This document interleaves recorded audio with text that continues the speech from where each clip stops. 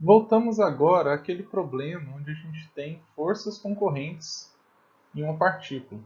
Nós vimos que, para a gente calcular a resultante, a gente tem que apenas fazer a soma entre elas, certo? Assim a gente consegue, utilizando a regra do polígono, e fazer o cálculo da soma. Porém, a gente sabe que pela regra do polígono a gente tem que dividir em várias regras do triângulo, calcular a resultante entre cada de duas em duas, para depois a gente chegar na resultante, certo? Na resultante final, né? Só que imagina que a gente tem muito mais forças, então fica muito mais complicado. Então acaba ficando impraticável utilizar a regra do polígono quando a gente tem mais de duas forças concorrentes. Assim, a ideia justamente é utilizar a forma em decomposição nas componentes retangulares.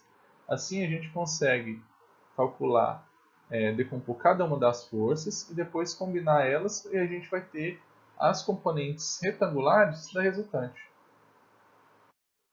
Assim, para a gente chegar nas componentes retangulares aqui da força, a força resultante R aqui, nós temos que primeiro decompor todos os vetores, certo? Todas essas forças concorrentes, em suas componentes retangulares. E aí, a partir daí, a gente faz o quê? Faz a soma de cada componente retangular em cada direção. Né? No caso aqui, a gente vai somar todas as na direção x e depois soma todas as na direção y. Assim, vai ficar uma soma mais simples, porque todas elas vão ser multiplicadas pelo vetor unitário correspondente, né? E vai ser simplesmente uma soma algébrica, né? Uma soma escalar.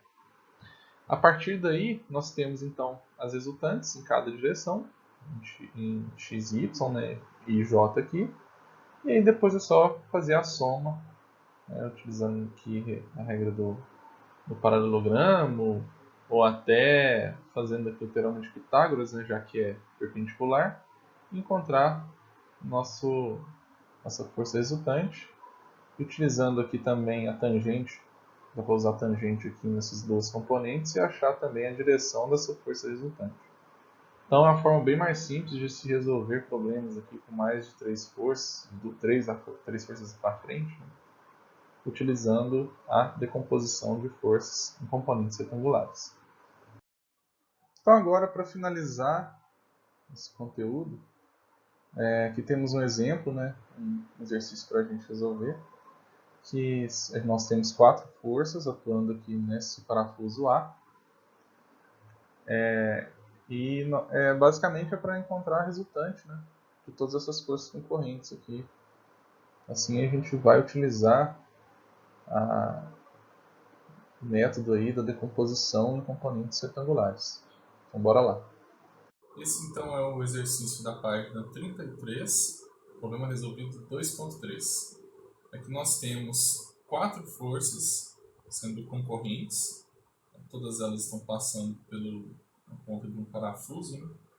Então nós temos aqui a força 1, que vale 150 newtons e está inclinada de 30 graus em relação ao eixo x.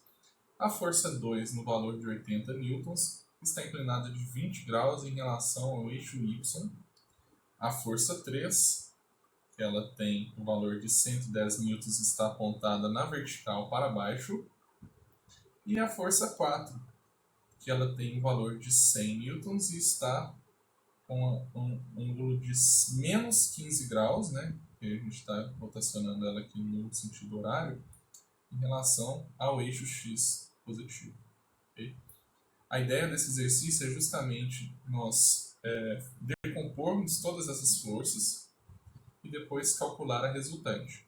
Então nós vamos querer no final encontrar a intensidade da resultante e o ângulo dela, né, que representa a direção e o sentido. Está aí caracterizado o nosso problema. Vamos agora então calcular cada uma das componentes retangulares de cada uma dessas forças. Então, inicialmente calcularemos as componentes retangulares no eixo x, certo? Então nós temos aqui F1x, ela seria apontada aqui até esse ponto aqui da projeção de F1. Ela é justamente F1, a intensidade dela é F1, vezes o cosseno de 30. é igual a 129,9 newtons. F2x seria exatamente F2 aqui, no sentido de x, então ela vem para cá, né, no eixo x, projetado aqui. E reparem que, como ela tá, o ângulo dela em relação a y, nós temos que transformar em relação a x, sempre em relação a x positivo. Então, nós temos que somar os 90 graus do primeiro quadrante mais 20 graus. Então, o valor dela, a intensidade da componente x da força 2 vai ser F2 vezes o cosseno de 90 mais 20, que vai dar um valor negativo, né, que está apontado para o lado esquerdo, oposto a x, que é menos 27,36 newtons. Temos F3, que de cara a gente já consegue ver que ela não tem componente em x, né, como ela está na vertical para baixo, mas vamos calcular mesmo assim, né? F3 de x, então, ela vai ser F3 vezes o cosseno do ângulo aqui entre x e F3, que é menos 90 graus, né? No sentido horário aqui é negativo 90 graus. Todos já sabem que o cosseno de 90 ou menos 90 é igual a zero. Então, qualquer valor de F3 aqui vai ser anulado pelo cosseno de 90. E F4x, né? Nós temos aqui, então, vai ser F4 projetado em x, esse F4 vezes o cosseno de menos 15, né? Negativo. Então, cosseno de menos 15 vezes o F4 vai ser 96,59 newtons.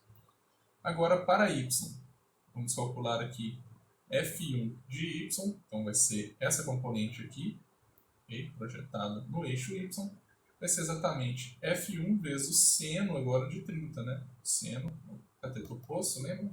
Então, igual aqui.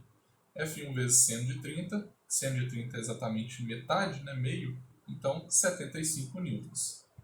Agora, no eixo y ainda o F2, então ela vai ser projetada aqui em y, vai ser então F2 vezes o seno de 90 mais 20. Então, F2 vezes seno de 90 mais 20 vai ser igual a 75,18 newtons. F3 agora, nós sabemos que ela é inteiramente em y, então vai ser exatamente o valor dela, porém negativo, né? Porque ela está apontando para baixo.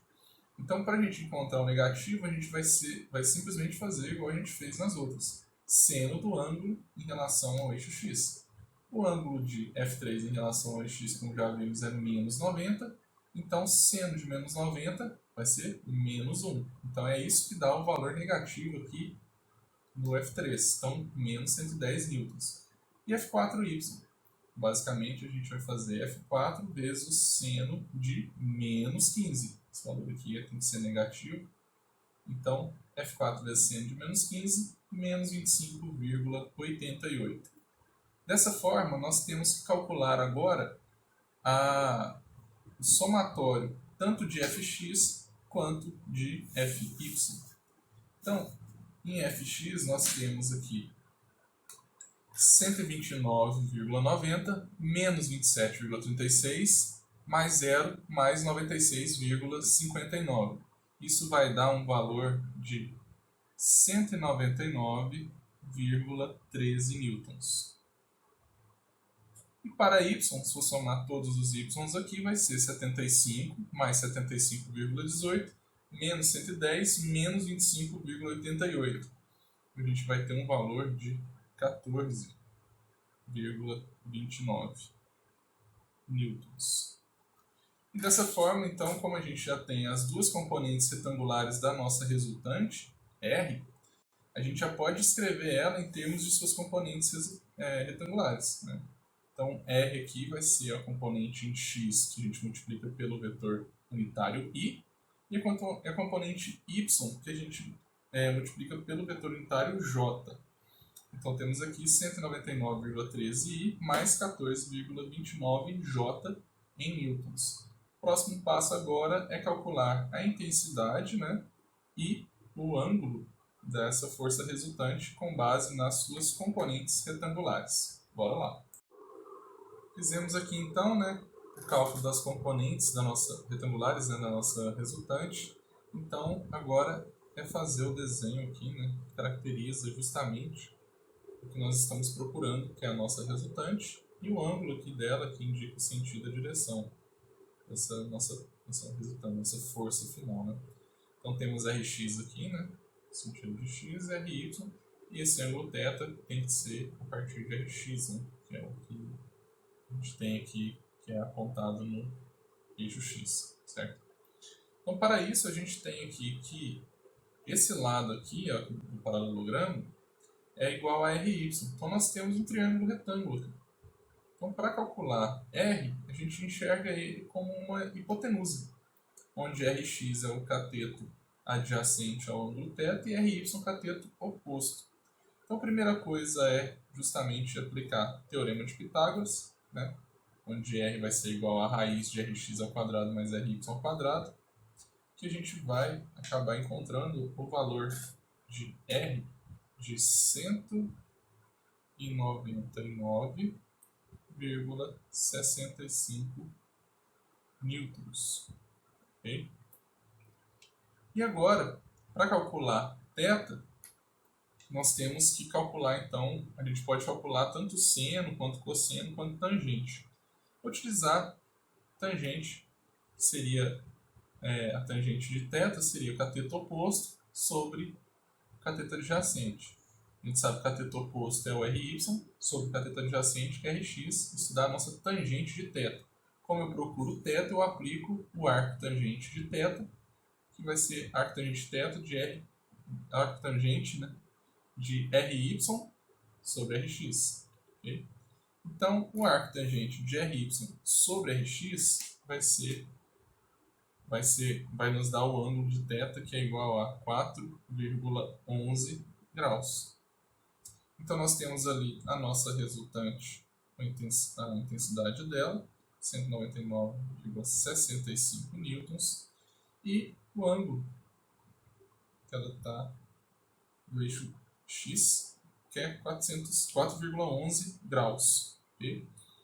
Outra forma de representá-la é a partir dessa notação aqui, onde a gente mostra a intensidade, né, com a unidade, mais esse símbolo aqui, que é o símbolo de ângulo, com ângulo, né, de 4,11 graus. Então essa é uma outra representação.